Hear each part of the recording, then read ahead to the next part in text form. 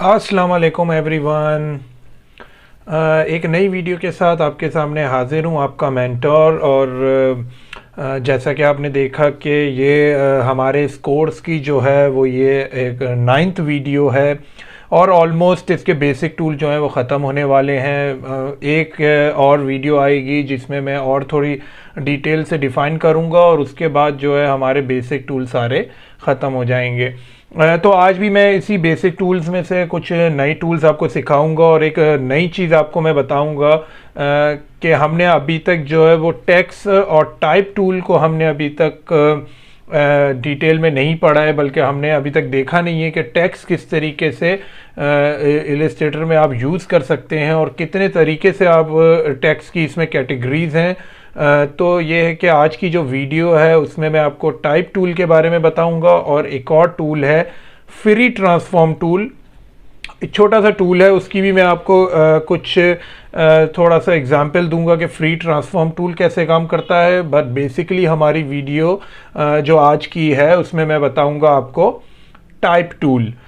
तो सबसे पहले स्टार्ट करते हैं। मैंने आपको बताया कि फ्री ट्रांसफॉर्म टूल एक छोटा सा टूल है, मैं उसको भी दिखा दूं ताकि वो भी कवर हो जाए। मैंने शिफ्ट दबा के एक मैंने स्क्वायर क्रिएट किया है। ये हमारे पास एक शेप है, सबको पता है ये शेप है। अब यहाँ देखें, आपको नज़र आएगा free transform tool. Free transform tool जो है उसकी शॉर्टकट की ई है। जैसे ही मैंने फ्री ट्रांसफॉर्म टूल पे क्लिक किया है तो ये देखें एक छोटा सा पैलेट जो है ये आपका ओपन हो गया है। इसमें 4 ऑप्शन है आपके।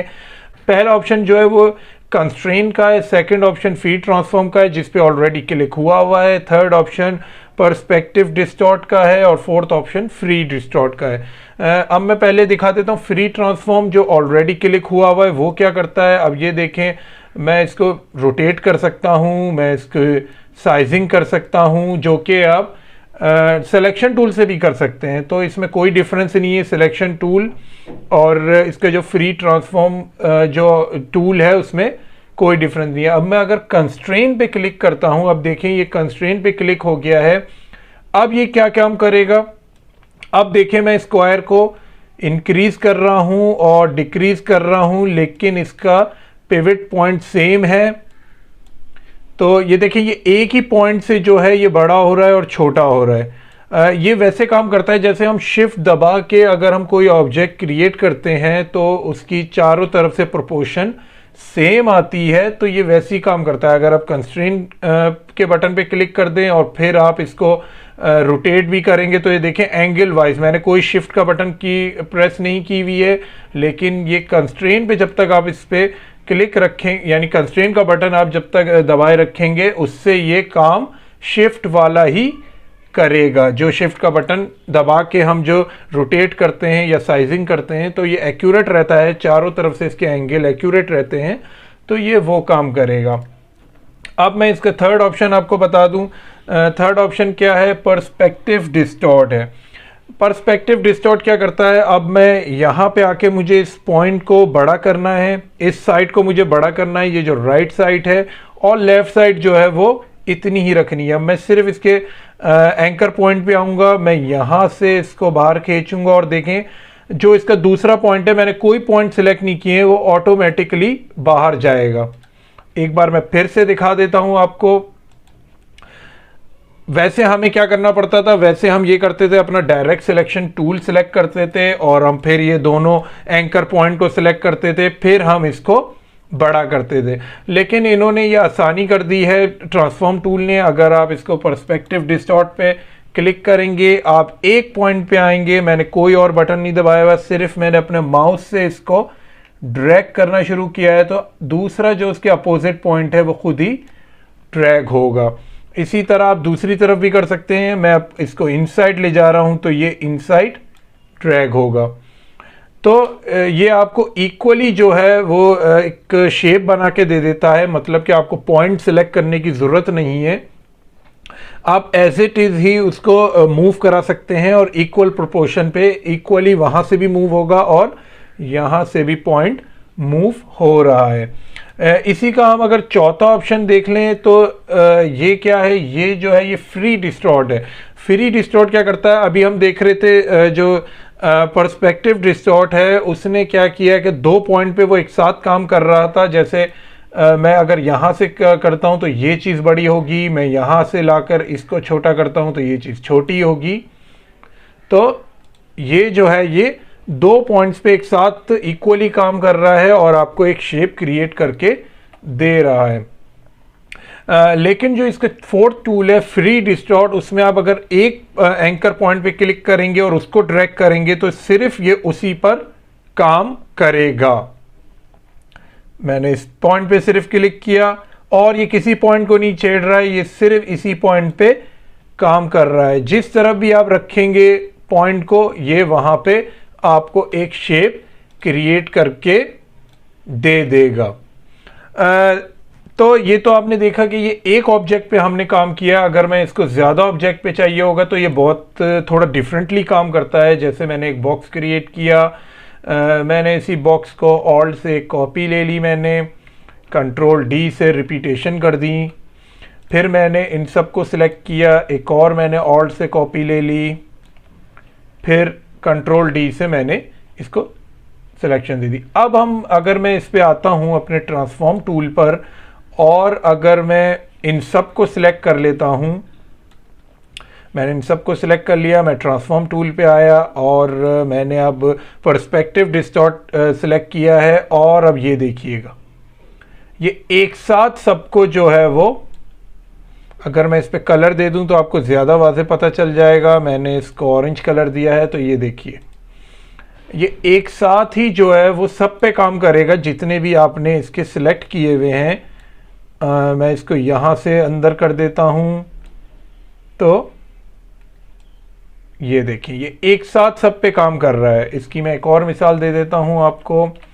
अब मैंने इसको फ्री मैंने ट्रांसफॉर्म टूल से इसके फ्री डिस्टॉर्ट पे क्लिक किया है अब और अब ये देखिए कि ये सिर्फ एक साइड से इसको कर रहा है, क्योंकि आपको पता है कि पर्सपेक्टिव डिस्टॉर्ट 2 पॉइंट पे काम करता है और फ्री डिस्टॉर्ट जो है वो एक ही पॉइंट पे काम करता है। तो ये देखें आप इस तरीके से इसको थोड़ा सा इसका व्यू देखें आप कि ये थोड़ा सा व्यू चेंज कर देता है। अगर मैं इसमें कलर सिलेक्ट कर लेता हूँ कोई सा भी तो ये देखें एक आपके पास एक व्यू चेंज व्यू आपको प्रोवाइड कर देता है कि किस तरीके से ये इसके पॉइंट्स पर और इसके एंकर पॉइंट्स पे एक साथ काम करता है। आप अगर पर्सपेक्टिव लेंगे तो आपने पूरा सिलेक्ट करना होगा, पूरा सिलेक्ट कर लें, आपको 2 लाइन सिलेक्ट करनी है तो सिर्फ ये इन पे काम करेगा।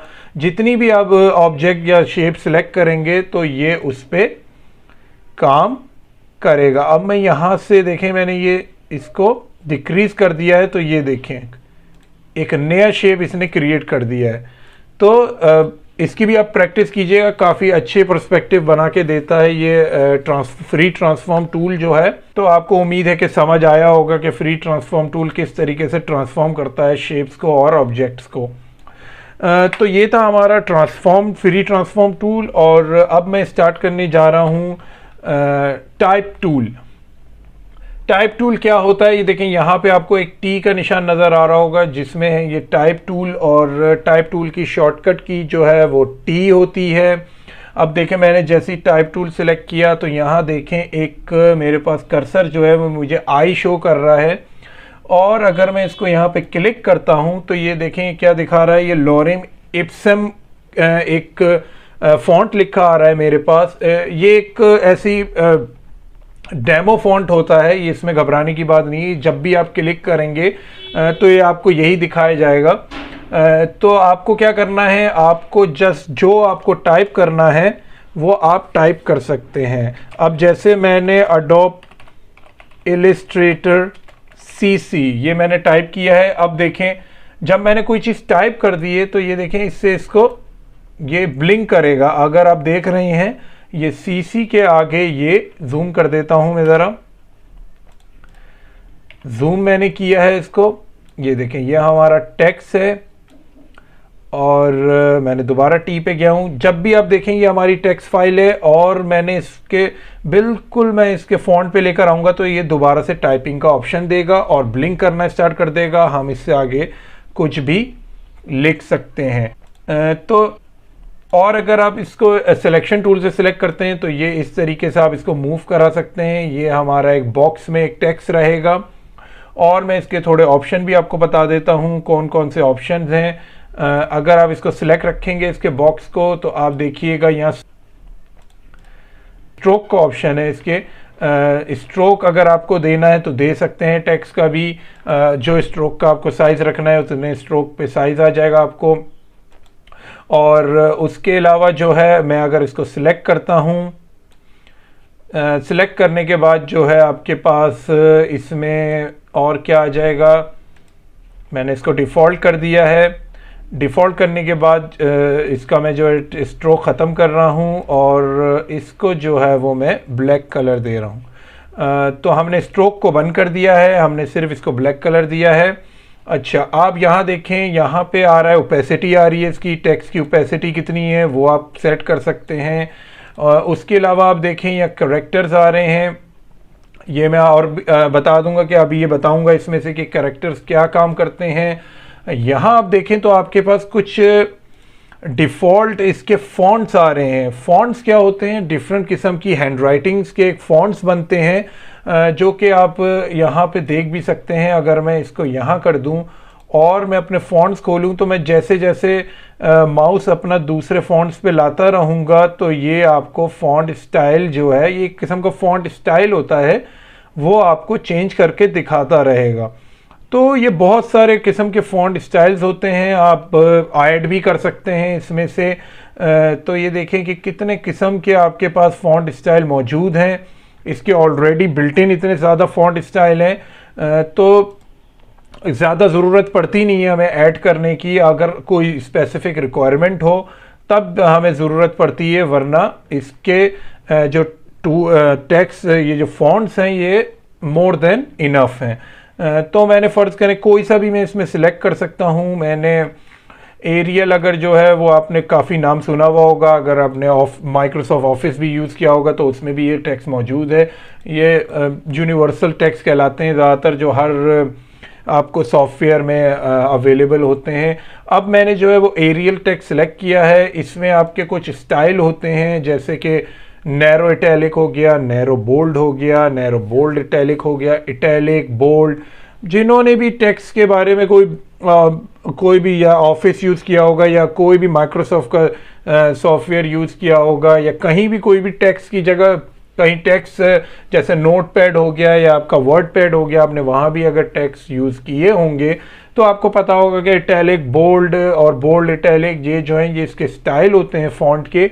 लेकिन मैं ये बता दूं, ये हर टेक्स्ट का स्टाइल नहीं होता, ये हर टेक्स्ट के अपने अपने स्टाइल होते हैं। जैसे कि मैं अगर कोई और टेक्स्ट सेलेक्ट करता हूं तो शायद उसके वो स्टाइल ना हो। देखें इसमें थोड़े डिफरेंट स्टाइल हैं। इसमें रोमन है, एक्स्ट्रा लाइट है, रेगुलर है, सेमी बोल्ट है और ब्लैक है। तो हर टेक्स्ट का जो होता है अपने स्टाइल होते हैं। जब आप टेक्स्ट सेलेक्ट करेंगे तो फिर वो अपने स्टाइल लेकर आएगा, तो उसके स्टाइल आप चेंज कर सकते हैं। तो हमने अभी एरियल सेलेक्ट किया है, मैंने आपको फॉन्ट स्टाइल बता दिया, सबके अलग फॉन्ट स्टाइल होते हैं। ये जो है आपके पास साइजिंग है, कितना साइज रखना है आपको अपने फॉन्ट का, जितना बड़ा चाहिए, जितना छोटा चाहिए। अगर आपको इनमें से कोई परसेंटेज या इसमें से कोई नंबर नहीं चाहिए तो आप खुद भी टाइप कर सकते हैं। जो आपको नंबर जिस साइज का फॉन्ट चाहिए आप वो क्लिक कर सकते हैं। अब यहाँ पर जो है ये हमारे पास अलाइन लेफ्ट है, अलाइन सेंटर है, अलाइन राइट है। ये मोस्टली जो है ये वर्ड्स में काम नहीं आता। ये पैराग्राफ जब आप क्रिएट करते हैं या कोई लाइन या सेंटेंस क्रिएट करते हैं तो आपको ज़रूरत पड़ती है, वो भी मैं आपको दिखाऊंगा। पहले आप ये देख लें कि अभी मैं सिर्फ एक टेक्स्ट पे यूज़ कर रहा हूँ तो ये इस तरीके से दिखा रहा है, क्योंकि हमने अभी इसको कोई बॉक्स नहीं दिया हुआ, कोई इसको स्पेसिफिक एक हमने कोई जगह नहीं बताई हुई कि जिसके अंदर रहे ये। तो अभी हम ऐसे ही अलाइन कर रहे थे इसको। अब मैं दिखाता हूँ, ये आपको मैंने इसके ऑप्शंस बता दिए कि टेक्स्ट किस तरीके से लिखा जाता है, उसके फ़ॉन्ट स्टाइल किस तरीके से चेंज किए जाते हैं, उसके फ़ॉन्ट्स किस तरीके से चेंज किए जाते हैं। उसमें ओपेसिटी का भी ऑप्शन होता है आपके पास, उसमें साइज़ का भी ऑप्शन होता है आपके पास। तो बहुत सारे ऑप्शन आपको ऊपर वाली बार में नज़र आ रहे होंगे जो आप टेक्स्ट पर अप्लाई कर सकते हैं। तो अब मैं दिखाता हूँ। ये तो आपने देख लिया कि टेक्स्ट किस तरीके से यूज़ हो सकता है। अब अगर मैं आपको दिखाऊं मुझे पैराग्राफ चाहिए हो तो मैं किस तरीके से लूँगा। मैंने दोबारा टाइप टूल जो है अपना सिलेक्ट किया। अब जो है मैं सिर्फ क्लिक नहीं करूँगा, क्लिक करके मैं ड्रैग करूँगा।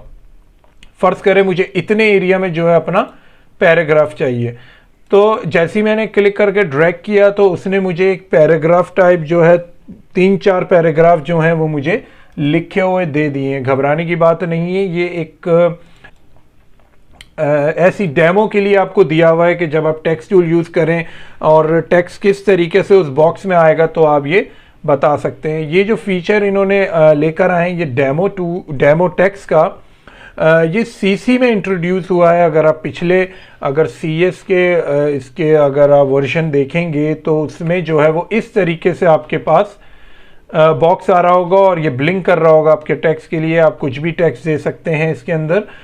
लेकिन ये जो इन्होंने चीज़ लेकर आए ये इसलिए लेकर आए, डेमो इसमें टेक्स्ट दिया जाता है ताकि आपको पता चल सके कि आपके पैराग्राफ जो हैं या उनकी लाइन सेटिंग जो है वो आप ऑलरेडी इस पर सेट कर सकते हैं और फिर अपना जो आपका काम का जो टेक्स्ट है वो इस पर अप्लाई कर सकते हैं। तो इसी में मैं कुछ चीज़ें दिखा देता हूँ आपको।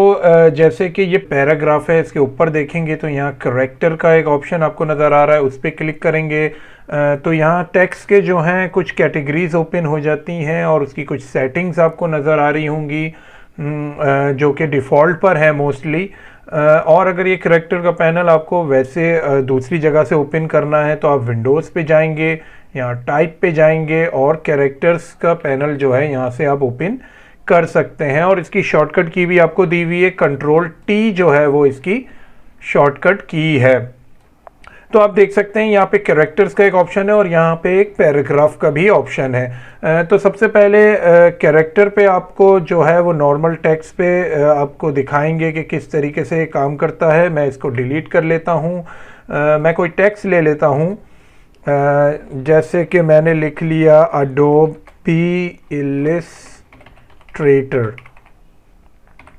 तो मैंने अडोबी इलिस्ट्रेटर यहाँ पे लिखा है जो कि एक टेक्स्ट फाइल है मेरी, और मैं अब इस पे ये जो है इसके कैरेक्टर्स के जो ऑप्शंस हैं, जो कैटेगरीज आपको नज़र आ रही हैं वो यूज़ करूँगा। इसको मैं थोड़ा सा जूम कर लेता हूँ तो आपको देखने में आसानी हो।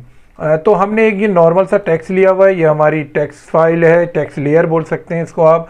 और जो है मैं इस पे अब ये चीज़ें यूज़ करूँगा। तो सबसे पहले अगर आप ये कैरेक्टर का पैनल देख रहे हो तो इसमें सबसे पहला जो ऑप्शन है वो इसके फॉन्ट्स का है, जो मैं आपको पहले भी ऊपर बता चुका हूँ। फॉन्ट्स आप यहाँ से भी चेंज कर सकते हैं, आप यहाँ से भी चेंज कर सकते हैं, जो आपको सही लगे, जो आसान लगे आपको, आप वहाँ से फॉन्ट इसका चेंज कर सकते हैं। उसके बाद अगर आप देखें तो रेगुलर जो मैंने बताया था इसके फॉन्ट स्टाइल्स हैं वो भी आप यहाँ से चेंज कर सकते हैं, चाहे आपको बोल्ड रखना हो, इटैलिक रखना हो, यही चीज़ आपके पास ऊपर भी अवेलेबल है।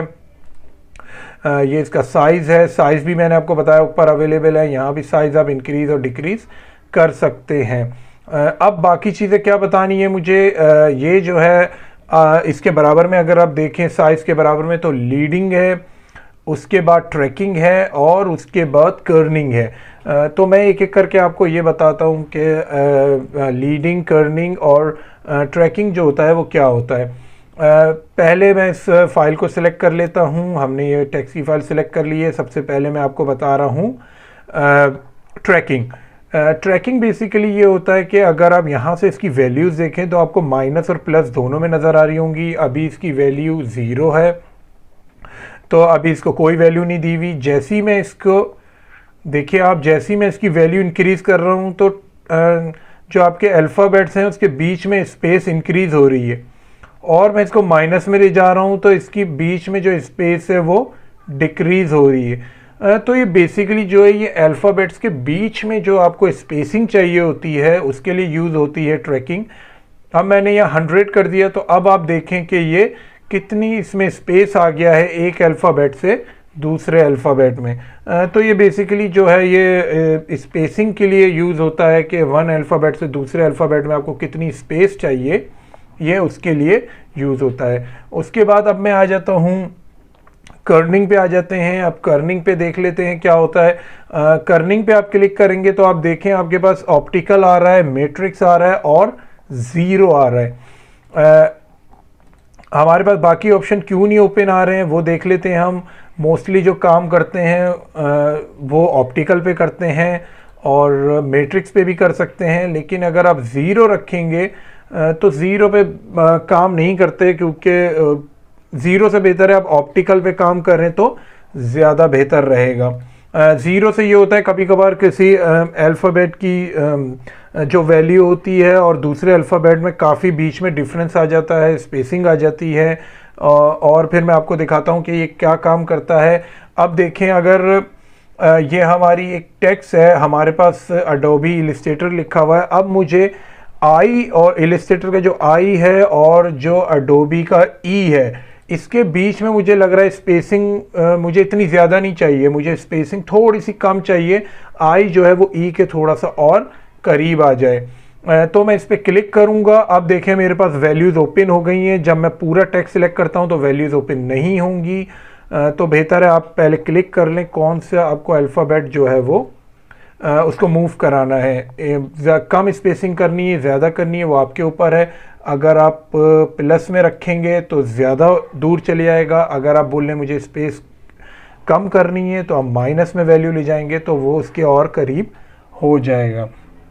तो ये जो कि आपने ट्रैकिंग देखा, ट्रैकिंग जो है वो ईच एंड एवरी अल्फ़ाबेट्स को जो है वो स्पेसिंग दे रहा होता है, और कर्निंग जो है आप इंडिविजुअली आप सिलेक्ट करके जो है वो उसकी स्पेस को कम या ज़्यादा कर सकते हैं। वैसे हम इसको रखते हैं ऑप्टिकल पे रख लें या ऑटो पे रख लें आप। अब मैं आपको बताता हूँ लीडिंग क्या होती है। लीडिंग जो है वो आपकी बेसिकली पैराग्राफ में यूज़ होती है। मैं एक पैराग्राफ ले लेता हूँ। हमारे पास थोड़ी हमें जगह बड़ी चाहिए होगी पैराग्राफ के लिए। फ़र्ज़ करें कि ये आपके पास एक पैराग्राफ है जो कि इसमें काफ़ी लाइंस हैं। अब मैं दिखाता हूँ कि लीडिंग जो होती है वो आपकी इन लाइंस के बीच में जो स्पेसिंग होती है उसके काम आती है। मैंने ये सिलेक्ट कर लिया है या मैंने पूरा टेक्स्ट ही सिलेक्ट कर लिया है और मैं यहाँ से आकर इसको ये देखें, जब मैं इसकी वैल्यू बढ़ाऊंगा तो स्पेसिंग बढ़ रही है बिटवीन लाइंस, और जब मैं इसको कम करूंगा तो स्पेसिंग कम हो रही है बिटवीन लाइंस। यही काम कुछ अगर आपने दूसरे सॉफ्टवेयर मतलब वर्ड, ऑफिस वगैरह यूज़ किया होगा तो उसमें भी ये काम होता है, और आप इलस्ट्रेटर में भी आप ये काम कर सकते हैं। तो ये देखिए हमने लाइंस की स्पेसिंग दे दी है इनको। जितनी आपकी लाइंस की स्पेसिंग आपको ज़्यादा चाहिए, कम चाहिए, आप अपनी मर्ज़ी से सिलेक्ट कर सकते हैं। लेकिन इसका एक प्रॉब्लम ये होता है कि आपने इसकी स्पेसिंग तो 10 दे दी है। अगर मैं अब इसका फ़ॉन्ट चेंज करूँगा तो ये देखें बहुत ही ज़्यादा ख़राब हो गया है। वो क्यों? क्योंकि उसने लाइन स्पेसिंग अभी भी 10 पे ही रखा हुआ है और फ़ॉन्ट साइज़ 24 कर दिया है। इसलिए हम लोग जो लीडिंग होती है वो हमेशा ऑटो पे रखते हैं, ताकि आप फ़ॉन्ट साइज़ चेंज भी कर रहे हों तो लीडिंग जो है वो ऑटोमेटिकली उसको एडजस्ट कर ले। कभी भी एक और मिसाल दे दूं आपको, कभी भी टेक्स्ट को जो है वो यूं स्ट्रेच नहीं कीजिएगा, ये ख़राब होता है। अगर आपको स्ट्रेच करना भी है तो शिफ्ट की प्रेस करके स्ट्रेच कीजिएगा, क्योंकि इक्वली प्रोपोर्शन में ये इंक्रीज़ और डिक्रीज़ हो। स्ट्रेचिंग अलाउ नहीं होती, स्ट्रेचिंग मत कीजिएगा। और आप देख रहे हैं कि अगर मैं शिफ्ट से इसको इंक्रीज़ और डिक्रीज़ कर रहा हूँ तो वैल्यूज़ यहाँ पर भी चेंज हो रही हैं। तो आप डायरेक्टली वैल्यूज़ देकर भी अपने टेक्स्ट को सेट कर सकते हैं। उसके अलावा नीचे आ जाएं तो नीचे हमारे पास वर्टिकल स्केल है और हॉरिजॉन्टल स्केल है, सेट द बेसलाइन शिफ्ट है और कैरेक्टर रोटेशन है। अब सबसे पहले जो है वो वर्टिकल स्केल है। वर्टिकल स्केल क्या होता है वो भी मैं आपको दिखा देता हूँ। अगर आपने इसको सिलेक्ट किया और वर्टिकल स्केल की वैल्यू इंक्रीज़ की तो ये देखें वर्टिकली इंक्रीज़ हो रहा है। ये ज़रूरी नहीं है कि मैं पूरे टेक्स्ट फाइल पे करूं। अगर मुझे सिर्फ आई मुझे इंक्रीज़ चाहिए इसका तो मैंने सिर्फ आई पे क्लिक किया, और मुझे ये इंक्रीज़ चाहिए तो मैंने सिर्फ आई को इंक्रीज़ कर दिया, और बाकी आपके जो अल्फ़ाबेट्स हैं वो एज इट इज़ रहेंगे। हॉरिजॉन्टल इंक्रीज़ क्या होता है? हॉरिजॉन्टली वो इंक्रीज़ करेगा। मुझे एस जो है वो हॉरिजॉन्टल इंक्रीज़ चाहिए, तो ये देखें ये इसको हॉरिजॉन्टली इंक्रीज़ कर रहा है। तो ये भी ऑप्शन है आपके पास। आप बहुत सारे तरीके से टेक्स्ट जो है वो लिख भी सकते हैं और उसके बाद उसमें चेंजेस भी कर सकते हैं। अब ये देखें, ये ऑप्शन है set the base line shift. ये क्या होता है? अगर मैं इस पूरे टेक्स्ट को सिलेक्ट करूं और मैं इसके ऑप्शन को ऐड करूं तो बेस लाइन आपकी वही रहेगी, लेकिन आपका टेक्स्ट जो है वो शिफ्ट हो जाएगा ऊपर की तरफ। ये बहुत अच्छे तरीके से इस तरह समझ आएगा आपको। अगर मुझे सिर्फ यू और आर इनको शिफ्ट करना है और बाकी टेक्स्ट जो है वो अपना एज इट इज ही रहे,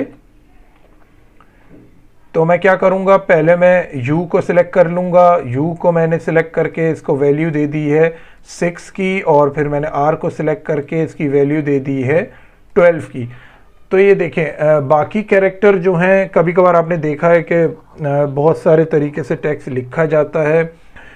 तो आपने क्या किया, आपने u को सिलेक्ट किया और बेस लाइन से ऊपर कर दिया उसको अलग से वैल्यू देकर, आर को सिलेक्ट किया उसको भी बेस लाइन से ऊपर कर दिया डिफरेंट वैल्यू देकर, और आपका बाकी टेक्स्ट जो है वो बेस लाइन पर ही है। तो इसके बाद जो ऑप्शन आता है वो भी देख लें। इसके बाद रोटेशन का ऑप्शन है। रोटेशन क्या करता है, मुझे टी को रोटेट करना है, मैंने इसको रोटेशन दे दिए। अब सिर्फ टी जो है वो रोटेट होगा, बाकी जो आपके अल्फ़ाबेट्स हैं वो एज इट इज़ ही रहेंगे। अगर आप सबको रोटेशन देना चाहते हैं तो आप पूरा बॉक्स टेक्स्ट का सिलेक्ट करके आप सबको रोटेशन दे सकते हैं। ये देखें, मैंने सबको रोटेशन दे दी है। उसके बाद अगर आप देखें तो ये वही है कि ऑल कैप्स चाहिए आपको, अल्फ़ाबेट्स आपको पहला कैप्स चाहिए और बाकी जो हैं वो भी कैप्स होंगे, लेकिन उनका साइज़ थोड़ा छोटा होगा फर्स्ट वाले से, फर्स्ट कैरेक्टर से, यानी फर्स्ट अल्फ़ाबेट बड़ा होगा, बाकी अल्फ़ाबेट जो हैं वो भी कैप्स में आ रहे होंगे, लेकिन उनका साइज़ जो है वो छोटा होगा। इसको मैं 0 कर लेता हूँ और ये देखें, मैंने ये इस पर क्लिक किया और देखें ए का साइज़ बड़ा है, बाकी भी कैप्स में ही आ रहे हैं लेकिन ए से छोटे हैं वो। ये क्या होता है, ये जो है जैसे आपको पावर देनी होती है उसके लिए यूज़ होता है ये सुपर स्क्रिप्ट जो होता है। अब फ़र्ज़ करें मैंने यहाँ पे कोई टेक्स्ट लिखा है कि ए की पावर स्क्वायर है। पहले मैं इसको रीसेट कर लेता हूँ वरना वो पुरानी वैल्यू सेट रहती हैं। अब मैंने यहाँ लिखा है ए की पावर स्क्वायर होनी चाहिए और प्लस बी की पावर भी स्क्वायर होनी चाहिए। आपने अब इस 2 को सिलेक्ट कर लिया है, मुझे स्क्वायर देना है, तो मैं इस 2 को सिलेक्ट करके इनको स्क्वायर बना सकता हूं। तो इसके बाद देख लेते हैं क्या है ये फोर्थ ऑप्शन जो है, ये भी मैं दिखा दूं।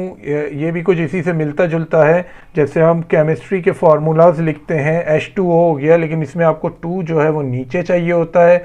तो वो हम किस तरीके से करेंगे, मैं थोड़ा जूम कर लेता हूं। ये देखें, मुझे इसमें 2 जो है वो मुझे नीचे चाहिए और मैंने इस पर क्लिक किया तो 2 नीचे आ जाता है। सही है। तो ये कि फिर उसकी साइजिंग आप कर सकते हैं। तो इस तरीके से ये काम करता है। इसको आप थोड़ा सा छोटा कर लें, तो छोटा आप शिफ्ट से करेंगे तो ज़्यादा बेहतर होगा। तो इसकी आप वैसे भी इसकी साइजिंग और इसकी फिर कर्निंग से इसको सही कर सकते हैं। इसके बाद जो आ गया वो लाइनिंग आ जाती है। आपने कोई भी टेक्स्ट सेलेक्ट किया हो, उसको अंडरलाइन करना हो तो उससे इससे अंडरलाइन हो जाता है। उसको कट करना हो मिड से, जैसे कि अगर मैं आपको दिखाऊं, मुझे एडोबी इलस्ट्रेटर के नीचे लाइन चाहिए तो मैं इस पूरे को सिलेक्ट करूंगा और लाइन दे दूंगा। अगर मुझे कट लाइन चाहिए तो कट लाइन भी मैं दे सकता हूं। तो ये जो है, ये जो सारे कैरेक्टर्स थे इसके, आप नॉर्मल टेक्स्ट जो है इसकी यूज़ टाइप टूल पे आप इसको यूज़ कर सकते हैं। सारे कैरेक्टर्स जो हैं इसके, जो कि मैंने आपको अभी दिखाए हैं किस किस तरीके से ये यूज़ हो सकते हैं। अब मैं इनको डिलीट कर देता हूँ। अब मैं पैराग्राफ के ऑप्शन में चले आता हूँ। ओके, तो अब जो पैराग्राफ के ऑप्शन है, मैं आपको पैराग्राफ के ऑप्शन भी दिखा देता हूँ कि वो किस तरीके से काम करते हैं। मैंने यहाँ पे एक पैराग्राफ ले लिया, ये आपको पता है डेमो टेक्स्ट है। तो मैं इसी पे पैराग्राफ्स पे आपको दिखाऊंगा कि किस तरीके से जो पैराग्राफ का पैनल है ये काम करता है।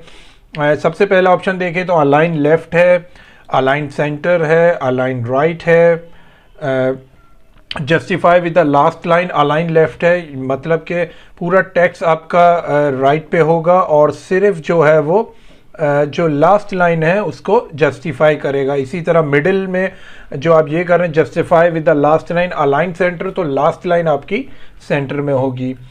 ये लास्ट लाइन आपकी राइट पे होगी लेकिन टेक्स्ट आपका लेफ्ट से चल रहा होगा। और ये जो है जस्टिफाई ऑल लाइंस, मतलब कि आपकी लास्ट लाइन में एक या दो या तीन वर्ड भी हों, ये उसको लाइन की तरह शो करेगा, जो कि आप यहाँ पे देख सकते हैं। उसके अलावा जो ऑप्शंस हैं इसमें नीचे आ जाएं तो इसमें ये है कि ये लेफ़्ट इंडेंट है। लेफ़्ट इंडेंट क्या होता है ये भी मैं आपको दिखा देता हूँ। जैसे मैंने ये सिलेक्ट किया, एक पैराग्राफ मैंने इसमें से सिलेक्ट किया, मैं इसकी वैल्यू दे देता हूँ 20। तो ये देखिए जो पैराग्राफ मैंने सिलेक्ट किया उसको जो स्टार्टिंग लाइन से उसको आगे कर दिया उसने, और बाकी पैराग्राफ जो हैं वो अपनी जगह पर हैं।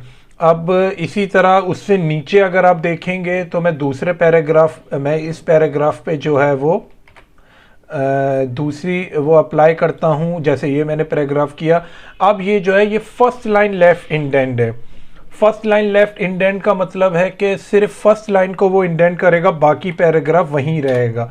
तो ये देखें बहुत सारे लोग होते हैं जो पैराग्राफ स्टार्ट करते हुए थोड़ी सी जगह छोड़ते हैं राइटिंग के वक्त। तो ये उस चीज़ के लिए है कि जिसको स्टार्ट करना हो पैराग्राफ लिखना और थोड़ी राइटिंग थोड़ी सी जगह आप छोड़ते हैं। आप स्पेस बार से भी ये काम कर सकते हैं लेकिन इससे एक्यूरेटली ये आपको स्पेसिंग दे देगा।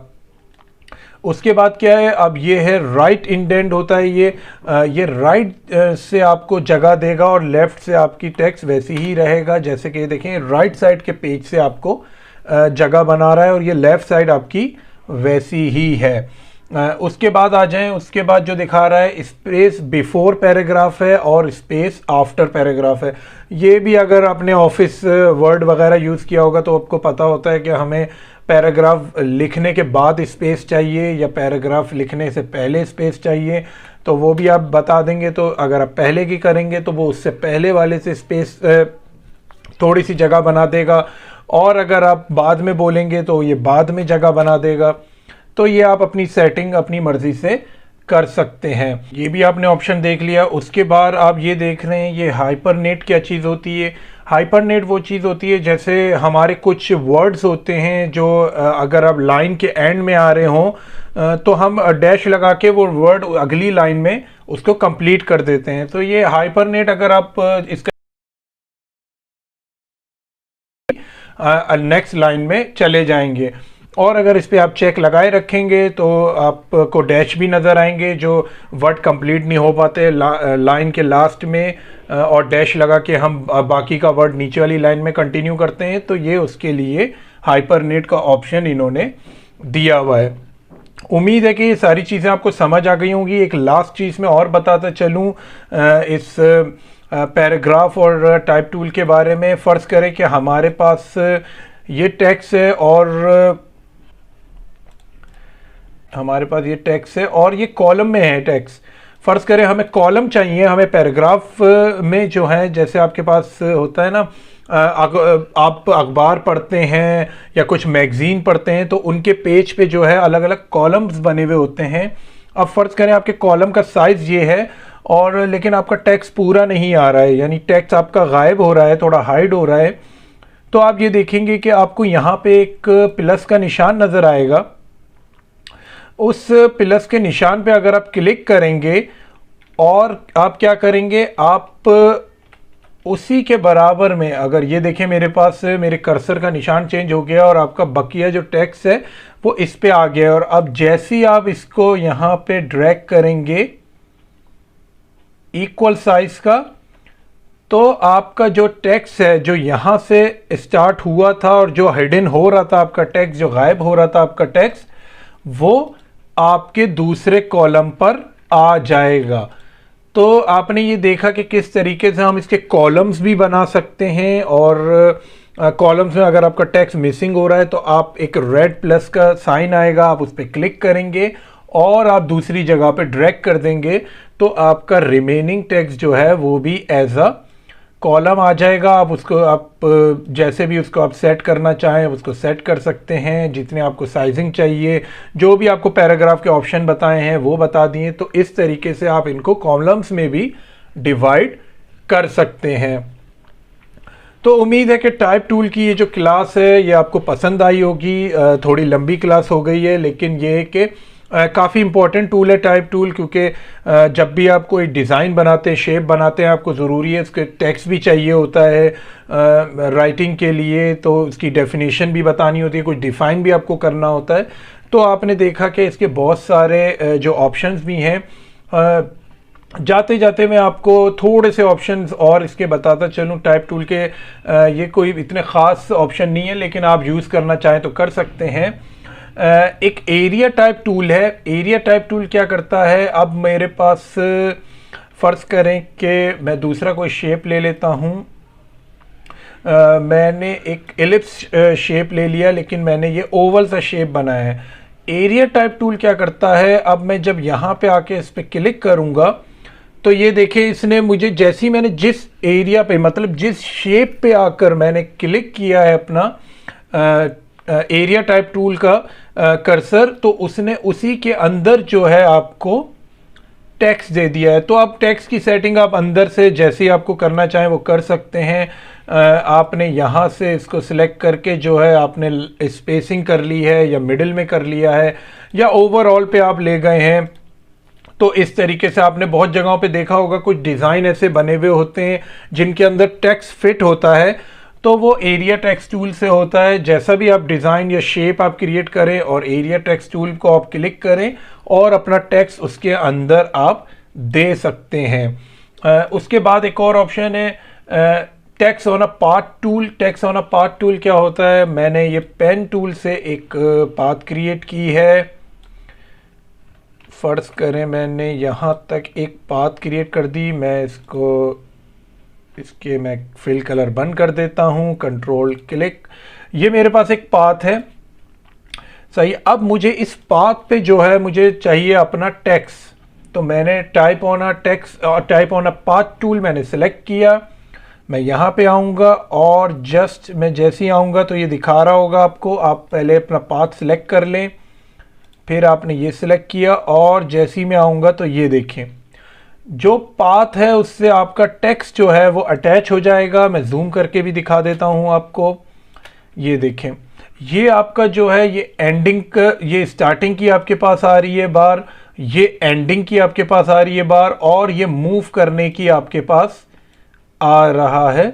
इससे आप अपना टेक्स्ट जो है अपने गिवन जो आपके पास पाथ है उस पर मूव कर सकते हैं। तो इसको भी आप अगर आप ड्रैग करके दूर करना चाहें तो इसको भी आप ड्रैग करके दूर कर सकते हैं। वो मैं बता देता हूं। जैसे ये ऑप्शन आ रहा है, इसको आप यहाँ से मैंने इसको सिलेक्ट कर लिया है और इसका आप डिस्टेंस जो है वो दूर कर सकते हैं। जैसे मैंने यहाँ से और यहाँ से इसका एंडिंग और स्टार्टिंग पॉइंट जो है वो थोड़ा सा चेंज कर दिया है। आप मिडिल से इसको मूव भी करा सकते हैं जहाँ पे आपको जैसा टेक्स्ट लगे आपको। और आप देखें हमारा पाथ गायब हो गया, लेकिन हमारा टेक्स्ट जो है वो उसी पाथ पर है। तो ये भी एक ऑप्शन है, इसका कैटेगरी है टाइप टूल की। उसके अलावा वर्टिकल टाइप टूल भी हैं, ये आपको ज़रूरत पड़ती है। आप ये यूज़ कर सकते हैं कि वर्टिकली अल्फ़ाबेट्स किस तरह आप टाइप कर सकते हैं। वर्टिकल एरिया टाइप टूल है। जैसे आपने देखा कि एरिया में ये जो हमारा टेक्स्ट है ये वर्टिकली आना शुरू हो जाएगा, तो वो वर्टिकल एरिया टाइप टूल है। Vertically type on path tool है। जैसे हमने आपको दिखाया ये हॉरिजॉन्टल जो है ये देखें जा रहा है। इसी तरह आप किसी वर्टिकल पाथ पे अगर आप उसको अटैच करना चाहें तो वो कर सकते हैं। ओके, तो अब इसी में जो हमारे पास लास्ट टूल है वो है टच टाइप टूल है। ये टच टाइप टूल क्या करता है, जैसे कि हमने यहाँ पर लिख लिया है टेक्स्ट, और इस टेक्स्ट का साइज़ जो है मैं थोड़ा बड़ा कर लेता हूँ ताकि आपको नज़र आ जाए। इसको थोड़ा जूम भी करा लेते हैं। मैंने अब सिलेक्ट किया अपना टच टाइप टूल। अब जैसे ही मैं टच टाइप टूल सिलेक्ट करूँगा तो आपको कुछ भी सिलेक्शन नहीं देनी है, सिर्फ आपको किसी भी अल्फ़ाबेट पे क्लिक करना है और उसको आप इजीली जो है वो छोटा या बड़ा कर सकते हैं, रोटेट कर सकते हैं। आपको कोई शिफ्ट की या कोई अलाइनमेंट की ज़रूरत नहीं है, ये खुद ही मूव करता है। ये फ्रीली मूव करेगा, लेकिन ये जो है वो प्रोपोर्शनली ही मूव करता है। इसको जैसे आप इसको रोटेट कराना चाह रहे हो, ये रोटेट का ऑप्शन है।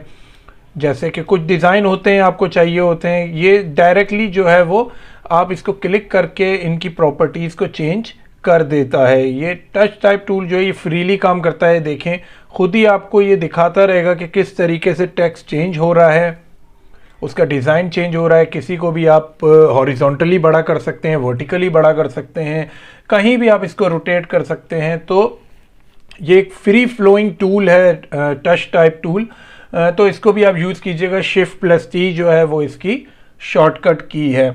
तो आज की क्लास आपने देखी कि काफ़ी मैंने चीज़ें सिखाई हैं आपको। सबसे पहले आपको फ्री ट्रांसफॉर्म टूल का मैंने थोड़ा बताया था, और उसके बाद जो टाइप टूल है उसमें काफ़ी ऑप्शंस हैं, उसके कैरेक्टर्स हैं, उसके टाइप्स हैं, उसकी जितने भी आपको मैंने आज टूल्स थे, टाइप टूल से रिलेटेड और उसके सब टूल्स थे, वो मैंने आपको आज डिटेल में समझाए।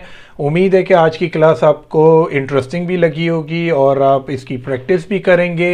इंशाल्लाह नेक्स्ट वीडियो में फिर मुलाकात होती है। तब तक के लिए अल्लाह हाफिज़।